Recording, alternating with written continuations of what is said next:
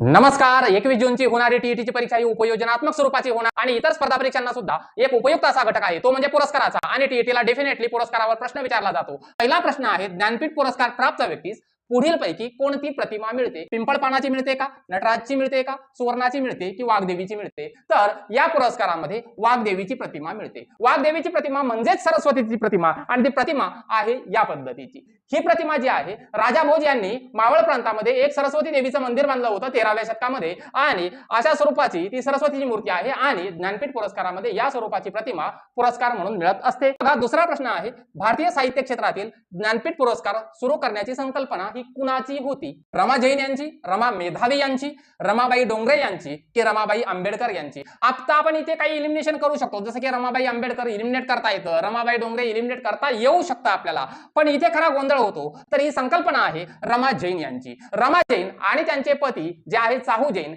यांनी ठरवलं की आपण काय करायचं आहे, भारतातील सर्वोच्च पुरस्कार जो आहे साहित्य क्षेत्रातला तो वितरण करायला सुरुवात करायची आहे आणि ती संकल्पना जी आहे ती रमा जैन यांची संकल्पना आहे. मराठी भाषेतील पहिला ज्ञानपीठ पुरस्कार वि. स. खांडेकर यांना मिळाला, हे आपल्याला माहितीच आहे. आणि मग उपयोजनात्मक स्वरूपाचे प्रश्न बनतात कसे, तर असे जे आपल्याला माहित आहे ते प्रश्नातच दिलेलं असतं. आणि ज्ञानपीठ पुरस्काराच्या वितरणाची सुरुवात कधी झाली, आता हे आपल्याला खऱ्या अर्थानं माहित पाहिजे की ज्ञानपीठ पुरस्कार हा खऱ्या अर्थानं सुरुवात झाला कधी. तर 29 डिसेंबर 1965 ला हा ज्ञानपीठ पुरस्कार पहिला पुरस्कार दिला गेला आणि तो पहिला पुरस्कार जो आहे तो जी शंकर यांना देण्यात आलेला होता. आणि जी शंकर जे आहे ते मल्याळम कवी आहेत. मल्याळम 29 डिसेंबर 1965 ला जरी ज्ञानपीठ पुरस्कार पहिला वितरित झाला असला तरी ज्ञानपीठाची स्थापना झाली होती 1961 ला. ही सुद्धा गोष्ट इथे काळजीपूर्वक लक्षात ठेवणं गरजेचे आहे. आणि साहू यांचा तो 51वा वाढदिवस होता आणि त्यावेळेला ज्ञानपीठाची स्थापना झालेली होती.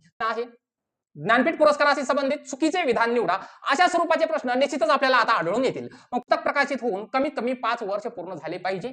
दुसरा त्यातला घटक आहे, एका विशिष्ट भाषेत हा पुरस्कार मिळाल्यास पुढील 3 वर्षे पुन्हा त्या भाषेसाठी पुरस्कार मिळत नाही. हा पुरस्कार विभागून देता येत नाही. पुरस्काराची रक्कम 11 लाख रुपये आहे. आपल्याला फक्त चुकीचं एकच विधान निवडायचं आहे आणि अशा वेळेला गोंधळ होतो. यासाठी लागतं वाचन. तर पुस्तक प्रकाशित होऊन कमीत कमी 5 वर्षे पूर्ण झाली पाहिजे, हा पर्याय अतिशय योग्य आहे. 5 वर्ष पूर्ण झालेले असलेच पाहिजेत. एका विशिष्ट भाषेत हा पुरस्कार मिळाल्यास पुढील 3 वर्ष पुन्हा त्या भाषेसाठी पुरस्कार दिला जात नाही. म्हणजे आपल्या भारतीय संविधानाच्या 8व्या सूचीमध्ये ज्या 22 भारतीय भाषा आहेत आणि इंग्रजी आहे या साहित्यासाठीच हा पुरस्कार दिला जातो, हे सुद्धा इथे लक्षात ठेवा. आणि एकदा एका भाषेसाठी पुरस्कार दिला, फॉर एक्झाम्पल मराठीसाठी यावर्षी पुरस्कार दिला, पुढील 3 वर्ष मराठीसाठी पुरस्कार देता येत नाही, असा नियमच आहे. हा पुरस्कार विभागून देता येत नाही हे विधान चुकीचं आहे, कारण हा पुरस्कार विभागून देता येतो. बऱ्याच वर्षाला हा पुरस्कार विभागून दिलेला आहे. पुरस्काराची रक्कम 11 लाख रुपये आहे. 11 लाख रुपये, प्रशस्तीपत्र आणि वाग्देवीची प्रतिमा हे पुरस्काराचं स्वरूप आहे. व्हिडिओ कसा वाटला हे नक्कीच कमेंटमध्ये सांगा. भेटूया पुढच्या व्हिडिओमध्ये. तोपर्यंत जय हिंद, जय महाराष्ट्र.